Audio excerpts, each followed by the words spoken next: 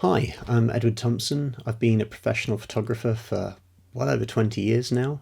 I've worked in loads of universities. I've done 3,000 professional assignments. I've had my work in National Geographic magazine, on the BBC, CNN, Huck. I freelance for some pretty big clients. I've worked for some very wealthy people. And yeah, and now I'm a YouTuber. And I make these videos. And I've started getting into it a bit and making little plans and grids and listening to advice from vidIQ and other, like April Lynn and other people. And then I get to the point of recording and I'm just I normally do my videos in the cellar. It's a bit cold down there for today. And I thought, you know what? I don't care about the lighting. I don't care. Yeah, the office is a bit of a mess, but it's a working environment. My cameras are all on the pinball machine somewhere. So there we go. This is real. I'm a real person. I'm a real photographer. And I just couldn't be bothered today to get down there, put the lights on, get the proper camera, because ultimately what I'm sharing with you is real information, valuable information. And if you're too stupid that you make a judgment call because it's just filmed on a webcam and you're like, this is not good, then you're a moron. And there's plenty of other photo YouTubers who are professional content creators, not photographers, that you can go listen to. But what have I done? Where is it? Here we go, look. My channel members, can I just say thank you? I've got 50 channel members now. They pay $2.99 a month and they keep me doing this because my videos are so freaking niche. There's no way I could survive on advertising revenue when you basically get about £2 per 1,000 views. Okay, it's no good. But what I have done, thanks to them, is I bought this. What's this, you ask?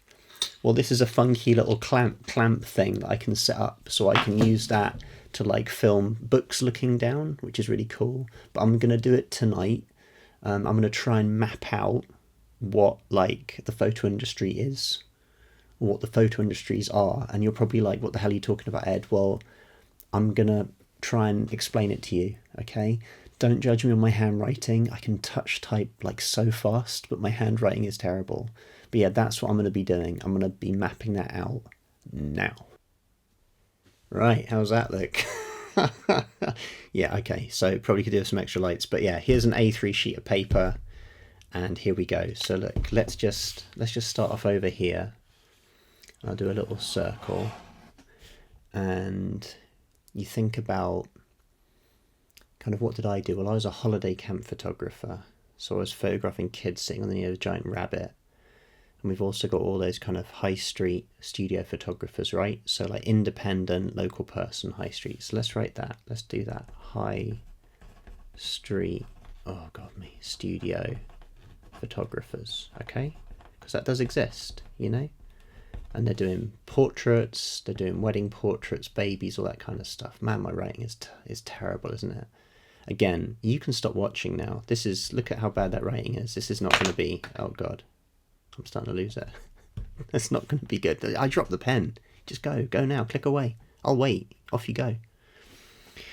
From that, obviously, we'll do another little ring. Maybe I should have overlapped them a bit then. I'm not going to do that. We've got wedding photographers, okay?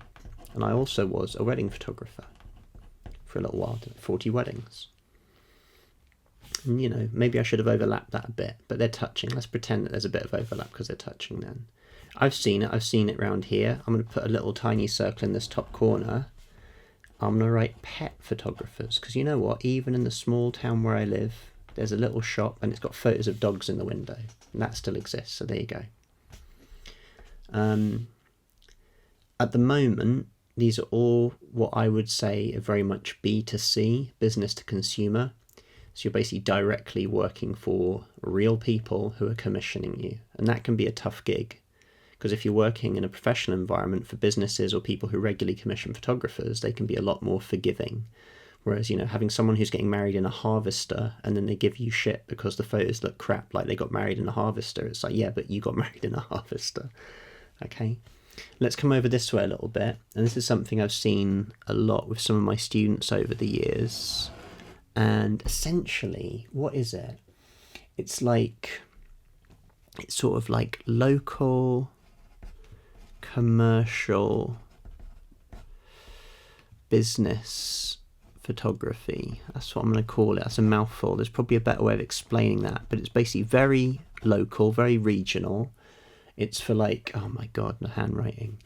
It'll be like for, some fitness instructor, or someone who's like an estate agent or an independent estate agent, needs portraits, that kind of work, right? Or a local DJ. Yeah?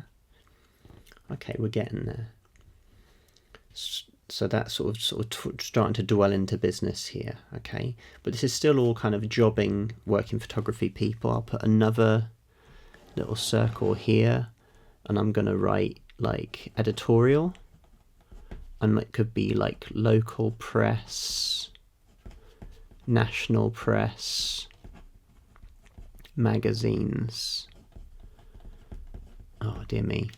Like that's all dying out, like in a way financially. Like the magazines I worked for 15-20 years ago that still employ photographers pay half of what they paid 10 years ago. So this is quite tricky for a living. Okay, now I'm going to just do a massive circle here, and I'm just going to call this Photoland. Okay, now is that even in focus? Come on, guys, that seems okay. Is that I thought is that good? Anyway, you get the idea. So I'm going to whack Photoland on that. And like Photoland's a weird beast because like you've essentially got like galleries. Oh, my handwriting. I mean, I think I should just pack it in at this point, right, guys? Just, I mean, maybe if you're listening to this, I mean, maybe this episode's for all like the people, the blind people who watch my show, just hearing the audio. This is helpful, okay? Because what is this? This is like, again, anti-YouTuber stuff. You've got galleries, and you've got museums, and you've got like art magazines that don't pay anyone and don't really commission, and you've got like sort of journals, again, art journals who don't really pay and don't commission. Yeah, and it's like, what else have we got? Gallery. So a lot of these things in this bubble, this is the high prestige golden, where I'll get some pens going. Let's do this. This is like the gold. This is like the holy grail for most photographers when they go to university. And the problem with that is like none of this really pays. All these things, like, yeah, okay, sure, you get a top art gallery to like take your work and maybe they'll sell it, but like just to even get to that point is crazy. And like I know for a fact there are some really top art galleries specializing in photography who represent photographers that they know they don't sell. They don't sell their work. They pay to go to these big international photo festivals with their work, knowing full well it won't sell. But it's just as well that a lot of these places also are publicly funded institutions, so they don't need to make money. And yet they're like key figures in the photo industry in the UK. It's so bonkers. Museums as well, you might maybe get commissions here, but none of this is going to be regular. And even if they pay you, it's nothing. The art magazines probably aren't going to pay you. The art journals probably aren't going to pay you. And the weird thing is that there's this split in like the photo industry where everyone's thinking that this is the thing you need to do, whereas actually the people that are kind of looked down upon, the high street studio photographers, the wedding photographers, the pet photographers, local commercial business, even those working in editorial, and I'll just put a little loop here, the photojournalists, if they still exist, struggling in freelancing. I myself, I'd write documentary photographer, but newsflash, like, I'll do another big loop here for what I do is event photography is probably my big bread and butter. Portrait photography I'd mainly do for editorial. So, event photography is huge for me. And, from me photographing like a guy shaking a child meeting Loopy the rabbit as a grip and grin, well, that's not much different to the shots I do now of like a billionaire shaking hands with a businessman or whatever. It's the same kind of event thing. So what else? Let's think of what other things actually pay. Okay, sports. So sports photographers, kind of people attached to maybe like, a local team, rugby, football, whatever, or even to the venue itself. If it's a big regional venue, they'll have their own photographers. Same with music. Let's throw music in here. And again, you know, music photography, brutal. I mean, what is that? This is like a sigil now. Let's try it again. Music. You know, maybe you can do stuff, but I know many photographers who've tried to work in the music industry, and it's almost impossible. The only ones I know who've made it have been working kind of proper. Oh, I didn't even do a whole sector here of like, obviously advertising. How could I forget? Fashion. But yeah, all these ones, you know, not as highly regarded, but there is crossover. A lot of fashion photographers that can be doing stuff that's accepted in the Photoland. Same with advertisers. And obviously there's probably the charm because there's a tie in there more closely because these guys work in the constructed image more, and art world, for whatever reason, still thinks constructed photography is better than, you know, real life. Whereas all these other poor buggers, the sports photographers, sometimes actually no music would tie in, I guess, with portraiture. But the sports photographers, the event photographers, documentary photojournalists, editorial, local regional business stuff, high street photographers, whatever, this is all seen as like, oh, this is sort of frowned upon, this is snobbery, this is no good. And yet, these are the photographers who probably get to earn a living. And you will see photographers in the Photoland who seem to be very successful and doing very well. But I tell you, man, they're probably already millionaires before they begin. There was a guy I knew of coming up who was part of a very prominent power couple of photographers. And like, I only found out a few weeks ago, dude, his family owned castles, or owned a castle. Do you know what I mean? Like, what? So it's like, how are you going to compete? It's very tricky. So yeah, I don't know. Is this complete mulch of shit? I'm sorry, guys. I'm sure another YouTuber will see this and rip me off and do a very good video.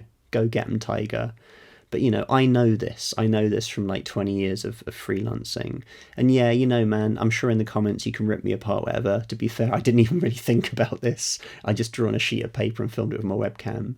But there, you know, without question, there is this big split between this kind of gilded area of like, you know, art photography and all this stuff. Oh, I should put a little circle here for like, wait for it, the fine art photographers. So every town will have their little quotes fine art photographer, and they might have their own little gallery and show stuff. But the irony is they are also not allowed in the club, because any real quotes fine art photographer, they're in this club and they'll just call themselves an artist. They'll be an artist. They won't call themselves, oh, I'm a fine art photographer. They'll just call themselves artists. So that's the irony here, is anyone who calls themselves fine art photographer, they're not in the club. They haven't played the game. They haven't got it yet. But anyway, it's all a nuts thing.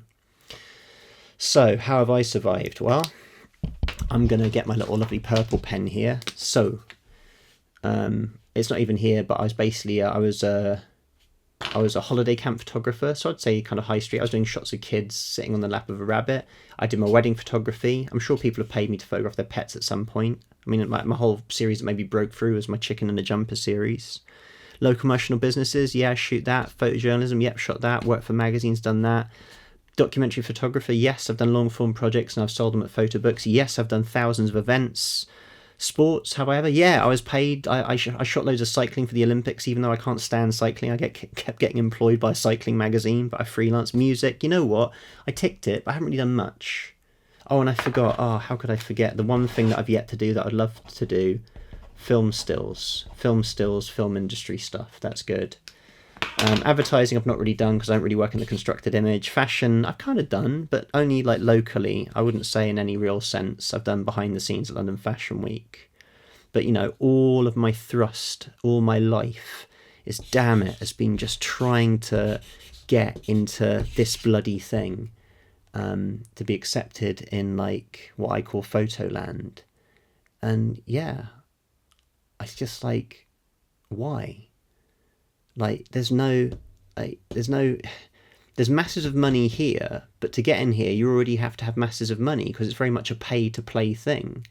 You know, you have to fly all over the world and be in all in these photo festivals to get on these people's radar, and maybe you need to live in London, have enough free time to just go at the opening of a crisp packet so they see you at all these openings and you get on their radar. And like, look, I know what some of you are going to say. You're going to be like, hey man, it's about the work, right?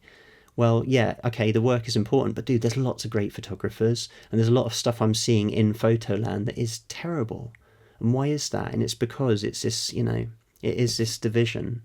And again, I'm sure people in the comments would be like, what the hell are you talking about? But what I'm going to try and say in this one is, look, if you're on this side of the camp, if you're on this group, and you're a photographer, well, good for you. Be proud. Put that work out there. Share that work on Instagram. I didn't for years, believe it or not. I kept all that stuff off my Instagram, off my website, because in a way, I wanted to try and convince these people that I wasn't, and this is the horrible phrase, a jobbing photographer. Because that's the put down for the people who are in here. They call these people jobbing photographers. I've been at talks in London and I've seen us, these people, we are the jobbing photographers, and it's a joke to them. It's a joke that we have to work. But I'm proud to be a photographer. I don't call myself an artist. I do call myself a photographer. I think it is a noble profession, and I think we do a really important thing for our community. And not being too weird now, and I'm glad I'm not filming my face because I would have got really upset. But I took a photo that really helped kickstart my career when I was a student. I shot it on, funny enough, I've got it here, this camera, my little folding camera. And it was a photograph of my friend Stefan. And I'm sure all photographers know when you're learning, you have that one friend, for some reason is kind of vain, and they let you practice photographing on them. And Stefan was my friend who did that. And Stefan died tragically last Tuesday at 44, leaving 2 children. And I've been going through all my archives of photos, pulling out all these photos of him. And it's been very upsetting. And I realised, God, I'm glad I took them. And if you've seen previous episodes, I treat my negatives like crap. They're in piles of boxes. There's no real order to them. And I just found myself getting so angry with all these negatives of my projects getting in the way when I was just trying to find photographs of my friend. And what I've done is I've scanned in some lovely photos for the family. For his kids, I found a nice family portrait I did a few years back, and I framed that up. And I've got one over here, actually. I'm just gonna get it. So I framed this up. For the anyway, sorry. I framed this up for the funeral. I don't know if there's anything I can do about this. Can I do that? It's too near. What am I doing here? Can you see that? Oh wait, that's okay, I can see it there. That's my friend Steph, He was probably about 20 when I took that photo. He's got his cool matrix coat because it was the year 2000 and he was into IT and computers and stuff. So he was in his matrix leather jacket wearing his 9 Inch Nails t-shirt. And it's funny at the time, when you're young guys, you think you're idiots, you think you're losers or whatever, and you're not in the kind of mainstream interests and you're not into football and all that stuff, and you sort of think of yourself as these weirdos. But, Steph was cool, man. He was a cool dude. So anyway, I'm very pleased that I sort of got all those photos of him because now, we get to remember him forever. And I like that look, doesn't it? He looks like he's going to kick some ass, so go kick some ass, Steph. So there we go. So you know what? If you're a photographer, if you're one of these photographers here, where was it?